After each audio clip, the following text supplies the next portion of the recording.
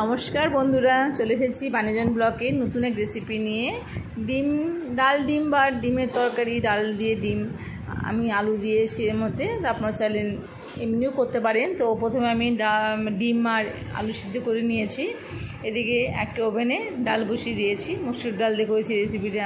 আপনারা চাইলে যে কোনো ডাল দিয়ে করতে পারেন। তো মসুর ডাল দিয়ে বেশি টেস্টি হয়, যেহেতু মসুর ডালটাকে আমিষের মধ্যে ধরা হয়, তো বেশ ভালো টেস্ট হয়। তো প্রথমে দিয়ে কড়াই বসিয়ে নিয়েছি।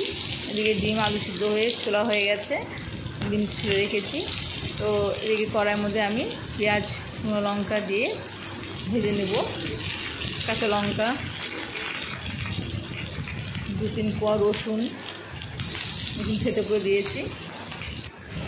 লাল লঙ্কার গুঁড়ো, কাশ্মীরি লঙ্কার গুঁড়ো রং হওয়ার জন্য, আর হলুদ গুঁড়ো দিয়ে ভালো করে মশলাটাকে ভালো করে ভেজে নেব। এমন কিছু মশলা লাগে না। আর আমি দিয়েছি টমেটো সস, যেহেতু আমার কাঁচা টমেটো ছিল না এখানে বাড়িতে, তাই আমি টমেটো সস দিয়েছি। আপনাদের কাঁচা টমেটো দিতে পারেন। তারপরে সিদ্ধ করে রাখা আলুগুলোকে আমি ভেজে নেব ভালো করে, পরিমাণ মতন লবণ দিয়ে। ভাজা হয়ে গেলে আমি গোটা গোটা ডিমগুলো দিয়ে দেবো। আমি ডিমটাকে ভাজিনি, আপনারা চাইলে ডিমটা ভেজে নিতে পারেন। তো ডিমগুলো দিয়ে দেবো, দিয়ে ভালো করে আবার ভেজে নেবো। ডিম শুদ্ধে মশলা দিয়ে আলুগুলোকে ভেজে নেবো ভালো করে। ভেজে নেওয়ার পরে সিদ্ধ করে রাখা ডালটা আমি এর মধ্যে দিয়ে দেবো। খুব পাতলা হবে না, মোটামুটি ঘন টাইপের হবে আর কি। রেসিপিটা খুবই টেস্টি হয়, খেতে খুব ভালো লাগে। আপনারা অবশ্যই বাড়িতে বানিয়ে দেখুন, ভালো লাগবে। কারা কোথা থেকে দেখছেন একটু প্লিজ জানাবেন কমেন্ট করে। পাশে থাকুন।